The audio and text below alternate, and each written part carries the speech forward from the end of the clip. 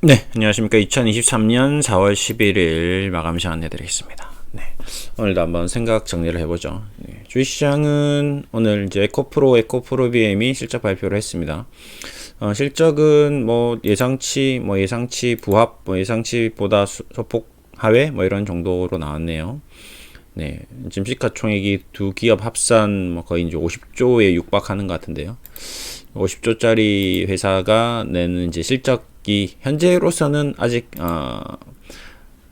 조금 다소 못 미치지만 이제 미래에 그 정도 이제 50조짜리 기업이면 5조 영업이익 정도 낼 수 있는 기업으로 성장하겠다라고 이제 판단하고 주가가 이제 한 3년치 정도를 앞서서 지금 움직였다 보시면 될 것 같습니다. PR 지금 봤을 때 이제 이런 상황인 것 같고요.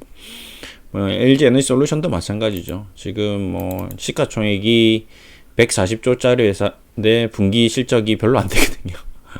네, 이제 이런 것들이 에코프로 BM 전기차 2차 전지주에 이제 다 이제 같이 멀티플을 받는 그런 어떤 흐름입니다.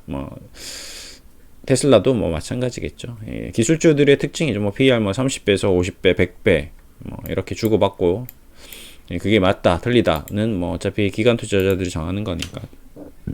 그렇게 기술주들은 그렇게 계속 흘러가고 있습니다.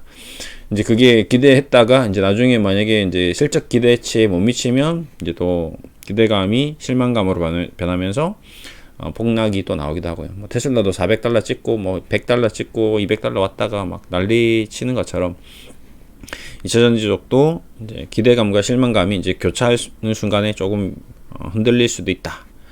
최근에 이제 로봇주들이 좀 그런 현상을 보였죠. 로봇주들은 이제 실질적으로 실적이나 이런 것들이 거의 뒷받침이 되지 않는 선상에서 기대감만으로만 움직였거든요. 근데 이제 2차 전지는 미국의 어떤 인플레 감축법 그게 이제 적용이 되면서 실질 수익보다 더 큰 이제 세금 감면 혜택까지 받으면서 추가 오버슈팅이 나온 것 같습니다. 근데 이제 로봇은 이제 그런 어떤 모멘텀이 좀 없었던 것 같고요. 이제 요런 국면에서 틈새 시장을 이용해서 현대차, 기아차가 약진을 좀 하는 것 같습니다. 예, 매출이나 이익 이런 것들이 1분기도 굉장히 좀 좋다. 예. 일단은 전체적으로 인플레이션이 이루어지면서 차값도 많이 올라간 것 같고요. 금리가 올라갔지만 어느 정도 금리를 커버하는 수익을 계속 내고 있는 게 이제 자동차 회사들, 글로벌 자동차 회사들이 그런 영향을 좀 많이 받고 있는 것 같습니다. 그래서 현대차도 알게 모르게 조금씩 계속 찔끔찔끔 계속 올라오고 있습니다. 이제 19만원, 15만원 찍고 19만원 올라왔고요. 과중에 이제 셀트리온 헬스케어, 셀트리온 그룹들도 한 15만원 찍고 계속 좀 반등을 하고 있고, 오늘은 이제 시장 전반으로 반등이 좀 나왔습니다. 2,400개 기업 중에서 한 1,700개, 그러면 거의 한 70% 이상 상승을 했으니까요. 오늘은 어떤 그동안 이제 핵심 주도주였던 2차 전지주들의 몇몇 기업들, 이제 코스모 신소재라든지 코스모화학, 어반 리튬, 하이드로 리튬 이런 아이들이 이제 하락 VI가 장중에 걸리면서 어떻게 되냐, 실적 발표 베타 컴플리 현상 나오냐 하면서 에코프로도 마이너스 났다가 왔다 갔다 하면서 변동성이 굉장히 컸었습니다. 그런 과정에서 이제 일반 주식들이 이제 변동성을 좀 보이면서 우상향하는 모습을 좀 보이는 것 같고요. 이게 기존 주식들, 외국인이 선물도 사고 현물도 사고, 그래서 오늘은 좀 시장이 평균적으로 두루두루 종합적으로 좀 움직임을 준 것 같고요. 그동안은 이제 편중되어서 한쪽 업종 섹터만 집중적으로 올라갔던 것 같습니다. 이제 이런 것들이 이제 밸런스를 다시 맞출런지, 아니면 이제 이 상황이 계속 또 언제까지 이어질지는 모르겠으나 또 4월, 5월, 6월 계속 이어질지 그거는 진짜 신도 모르죠. 예. 주식시장이라는 곳이 참 재밌습니다. 저도 이렇게 생각 정리를 하면서도 생각을 정리할 뿐 예측을 하지는 못하죠. 솔직히 그 누구도 시장을 예측할 수는 없을 겁니다. 오늘 주가가 이렇게 올라갈 줄 알았다면 어제 다 샀겠죠. 그렇겠죠. 어제 다 못 산 분들은 다 이제 예측을 못한 거고, 오늘도 주식을 사긴 샀는데 고점에서 물리신 분들도 꽤 있을 겁니다. 그런 분들은 또 이제 이게 어떻게 되는지 또 굉장히 좀 답답해질 수도 있을 것 같고요. 그리고 이제 바닥에서 올라온 아이들도 이제 조금씩 눈에 들어오고 있습니다. 이제 그런 바닥에서 올라온 아이들이 이제 기관들이나 연기금이 아니면 외국인들이 이제 서서히 이제 작업을 해서 이제 만들어 갈 수도 있는 거고요. 그래서 포트폴리오가 바뀔 수도 있고 시장 상황이 완전히 또 바뀔 수 있습니다. 한 달 뒤에 지금 현재의 모습과 완전 사뭇 다르게 움직일 수 있는 거죠. 2022년 말만 하더라도 전 세계 글로벌 시장이 거의 뭐 폭락 수준으로 가는 게 아닌가. 뭐 2023년 되면 글로벌 금융시장은 제2의 금융위기가 온다라고 얘기가 나올 정도로 최악의 상황으로 갈 거다 했는데 그 예측이 다 틀렸거든요. 예, 상저하고 얘기했는데 상고 지금 하저 뭐 나올 것 아니면 상고 하고 뭐 나올 수도 있을 것 같아요. 코스피 3천 가입 분위기인데요. 분위기가. 그래서 이제 주식시장이 정말 예측하기가 어렵다. 저도 이제 주식시장을 보면서 좀 이상하게 느꼈던 점 중에 하나가 이제 아르헨티나 주식시장이 이게 지금 주식시장이 정상 시장은 아니구나라는 거를 계속 이제 느꼈던 이유 중에 하나가 이제 이런 것 때문에 이제 많이 그랬거든요. 주식이 생각대로 가진 않겠다. 지금까지도 생각대로 안 갔는데 또 생각대로 가겠냐. 그걸 가장 크게 느끼게 해준 게 이제 아르헨티나 주식시장이었거든요. 그러고 나서 이번에 2차 전지였습니다. 이 아르헨티나 주식시장이나 2차 전지나 같은 놈들이구나. 외국인이나 뭐 기관이나 뭐 세력들이나 헤지 쪽이나 어느 쪽에서든지 장난을 치긴 쳤다. 이번에도 뭐 장난을 많이 쳤겠죠. 뭐 이코프로 같은 경우나 2차 전지 쪽도 차트가 뭐 거의 뭐 10만원짜리가 70만원, 80만원 가는데 한 달, 두 달, 세 달밖에 안 걸렸으니까 그렇게 움직이는 거는 일반 시장의 움직임이 아니었죠. 같은 모든 2차 전지가 다 올라가야 되는데 그렇진 않았거든요. 어떤 2차 전지는 많이 올라가고 어떤 2차 전지는 안 올라가고 삼성 SDI나 뭐 이런 것들은 꿈쩍도 안 했거든요. 그러니까 특정 기업, 특정 섹터, 특정 부분이 좀 세력들이 어떤 뭐 장난질이 좀 들어간 거죠. 솔직히 말하면. 뭐 전 세계 모든 남미 국가가 다 올라간 건 아니거든요. 그렇죠? 아르헨티나만 이렇게 난리를 친 거거든요. 그럼 브라질도 이렇게 올라갔냐? 브라질은 또 안 올라갔거든요. 바로 옆에 있는 인접한 남미 국가들이 다 이렇게 올라갔냐? 그건 또 아니거든요. 그러니까 그런 것들이 주식시장에서 계속 빙글빙글 도는 것 같더라고요. 제가 이제 글로벌 시장을 쭉 이렇게 보면 브라질 시장은 안 움직였어요. 보세요. 바로 옆에 있잖아요. 그러면 뭐 아르헨티나 경제는 엄청나게 올라가고 브라질 경제는 아니면 뭐 아르헨티나 물가는 폭등하고 브라질 물가는 안 올라가고 뭐 이렇게 될 수도 없거든요. 예. 그런 미묘한 그런 환율의 움직임과 어떤 주식시장의 움직임이 엄청난 결과를 낳는 거죠.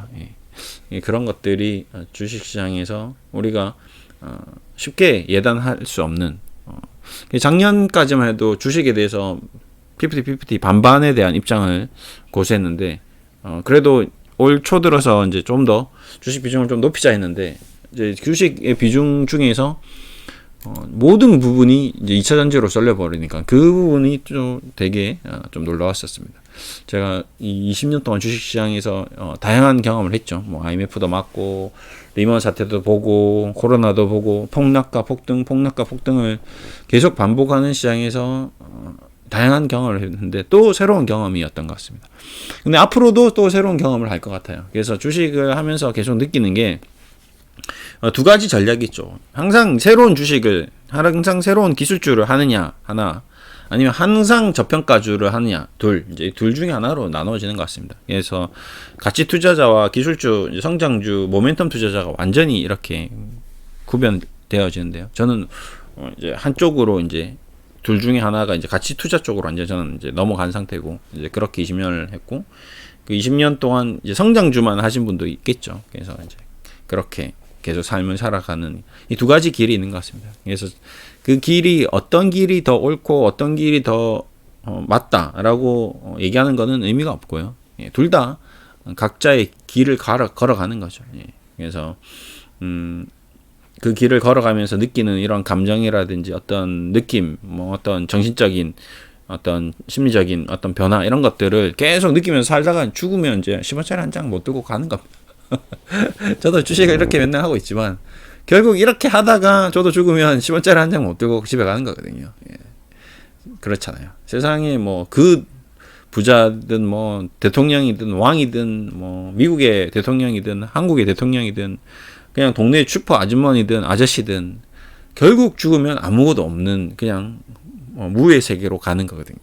근데 살면서 이 이승에서는 이 주식을 이거를 어떻게든지 수익을 내려고 미친 듯이 해도 예, 결국엔 못 가져간다. 그래서 참 허무한데 하고 있는 거죠. 그게 그 길인 것 같거든요. 그래서 저도 오늘도 이제 그 길을 걸었습니다. 오늘 걸었고 이제 내일도 걸어야 되죠. 예. 참 재밌는 것 같습니다. 어쨌든 여러분들도 그 길을 걷고 있고요. 같이 걸어가면서 이제 이런저런 얘기를 나누는 거죠. 예, 저는 이제 여러분들께 저의 길에 대해서 얘기를 드리고 있고, 여러분들은 나름대로 이제 여러분의 길을 가고 있는 거죠. 그러면서 저의 얘기도 듣고, 아, 얘는 이렇게 길을 걸어가고 있구나. 저는 뭐 나는 이렇게 걸어가고 있는데, 그래서 다양한 길을 이제 이야기하는 거죠.